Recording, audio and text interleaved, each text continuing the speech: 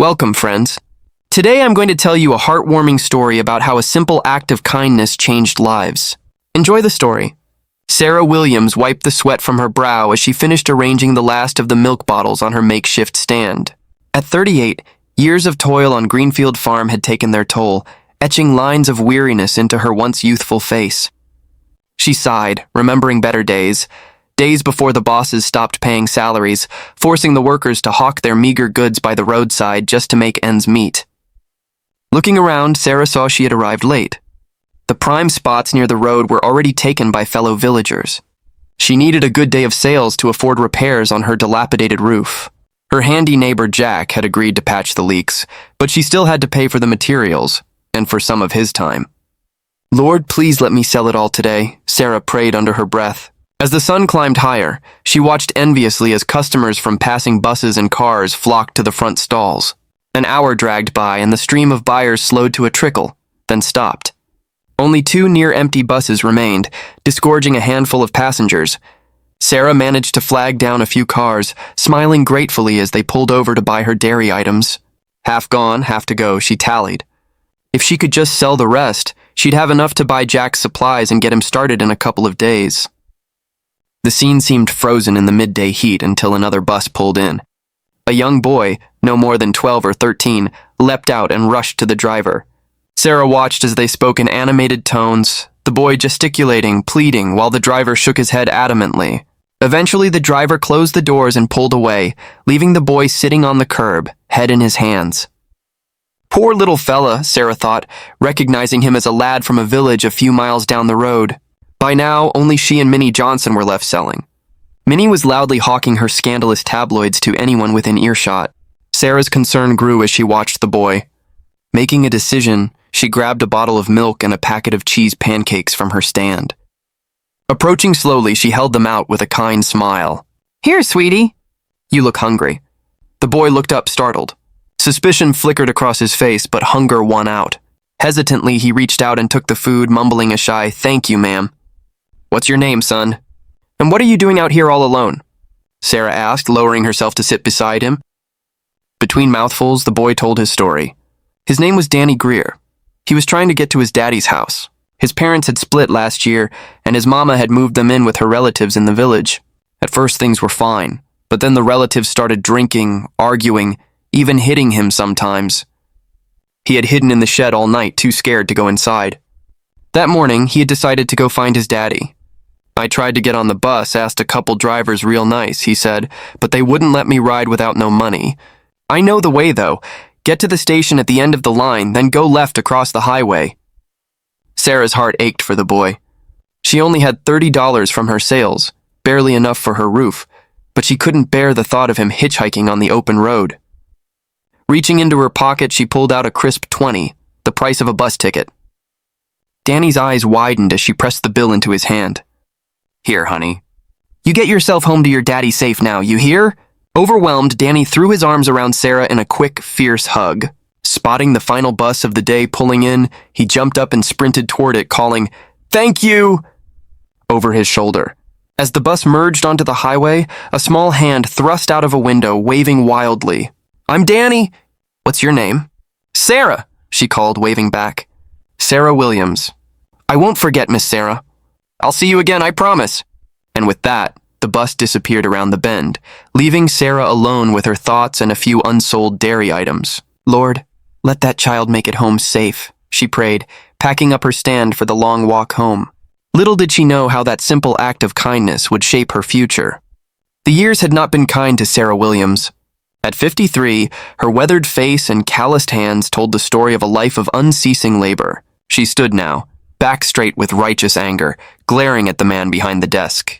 "Michael, please. I've worked on Greenfield Farm for 35 years. Never missed a day. Always did my part. Can't you do something to help? Put in a word with the owner?" Sarah's voice shook with frustration. Michael Torrance, the farm's newly appointed manager, leaned back in his leather chair, an infuriatingly smug smile on his lips. "Sarah, times have changed. It's all about market forces now. Bottom line is nothing's free. You want something, you've got to have something to trade. And frankly, what exactly are you offering?" Sarah slammed her fist on the desk, years of swallowed pride bubbling to the surface. How about loyalty, Michael? Dedication? I've given my life to this place and this is how you repay me? You think Mr. Greenfield would approve of you turning away his longest-serving worker in her time of need? Michael's eyes narrowed. Now you listen here, you senile old bat. Mr. Greenfield's got bigger problems than one washed-up farmhand whining for a handout. Why don't you run along and let the adults worry about business? Trembling with rage and humiliation, Sarah turned on her heel. This isn't over, Michael. I won't let you treat folks this way. Slamming the office door behind her, she blinked back bitter tears as she crossed the parking lot. Sarah? Sarah, honey, what's wrong? Margaret Davis, her former co-worker and nearest neighbor, hurried over, concern etched on her lined face. Sarah collapsed into Margaret's arms, the dam of her emotions breaking. Through heaving sobs, she poured out the story of Michael's cruelty, the injustice of a lifetime of service tossed aside like yesterday's trash. Margaret's eyes misted over. There now. Let it all out.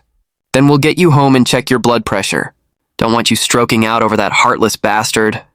Leaning on Margaret for support, Sarah climbed into her rusty pickup. They rode in silence through the dusty countryside, both lost in memories of better times. But as they pulled into Sarah's ramshackle driveway, their eyes widened. A sleek black Mercedes sat idling there. Beside it stood two men, an older gentleman in a crisp suit and a younger man in worn jeans and a button-down shirt. The younger man locked eyes with Sarah, a slow smile spreading across his face. Aunt Sarah! He called, striding forward. It's me, Danny Greer from the bus stop. Remember? Sarah froze, shock flooding her. Memories crashed back, the scared little boy clutching a 20 and waving from a bus window. Tears welled as she clasped his hands. Danny, is it really you? What on earth are you doing here? Danny grinned, pulling her into a warm hug. I made a promise, Aunt Sarah, that I'd see you again. And I meant it. Just took me a mite longer than I planned. This here's my daddy, Samuel. He helped me track you down. Samuel stepped forward, removing his hat. Mrs. Williams, it's an honor. Danny's told me what you did for him all those years ago. I can't thank you enough. Flustered, Sarah waved them inside. Come in, come in. I'll put on some tea. You must be parched from your trip. As she busied herself in the kitchen, Danny and Samuel looked around. Signs of disrepair were everywhere. Peeling wallpaper, leaking ceilings, the musty smell of aged wood. They exchanged a concerned glance. Over steaming mugs at the rickety table, Sarah apologized. I'm sorry it's not much. Hard to keep things fixed on my salary, or lack of one lately. Danny leaned forward. What do you mean, Aunt Sarah? Doesn't the farm help with repairs after all your years there? Sarah barked a humorless laugh. The farm? They ain't even paying us regular these days. It's every man for himself, just about. Samuel's brow furrowed. That can't be legal, not paying earned wages. Something's not right here. He and Danny shared a look. Aunt Sarah, Danny said slowly. Daddy and I were planning to stay in town a couple of days, visit some old friends. You think we might impose on your hospitality? Sarah beamed. Impose? Danny, you're welcome in my home anytime.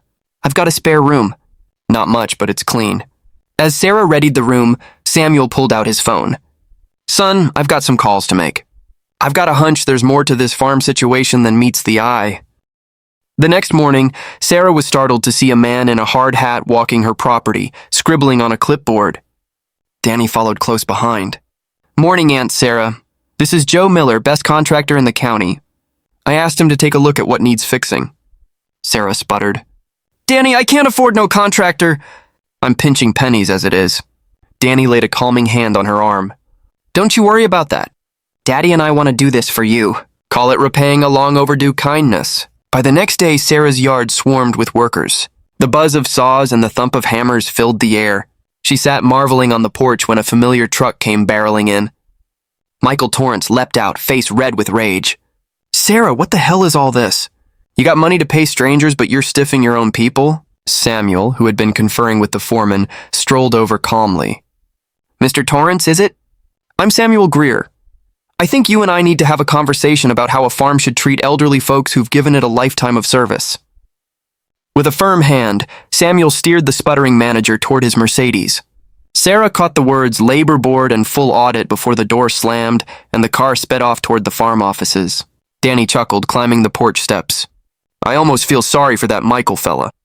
Being on the wrong side of Daddy on a tear, that's not a place I'd want to be. Then he turned to Sarah, his expression growing serious. Aunt Sarah, Daddy, and I were hoping we could visit regular, Danny said, his voice carrying that hopeful warmth only family can bring. Make this a sort of second home. I ain't got no grandma, and I don't like going to the house Mama's in these days. Would that be all right with you? Sarah felt a rush of warmth unlike anything she'd ever known, a deep sense of family and belonging she had long prayed for, but never thought she'd find. Blinking back tears, she pulled Danny into a fierce hug. Son, she whispered, voice trembling, having you here would be a blessing and an answer to prayer. She drew back, looking into his earnest eyes, marveling at how life had brought them back together. Funny how things come full circle.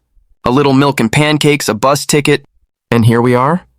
Danny smiled, his own eyes glistening. Just goes to show, a bit of kindness can change a life. And you, Aunt Sarah? You're the best kind of person there is. You deserve to live well, surrounded by love. Sarah looked around her once crumbling home, now alive with the sound of saws, hammers, and laughter. But more than the repairs, it was the affection of her newfound family that filled the empty corners of her heart. For the first time in years, she felt true peace. A stranger's kindness repaid tenfold. And as Sarah held Danny close, she knew without a doubt her life would never be the same again. Her heart swelled with hope for the future, brighter than she had ever dared to dream.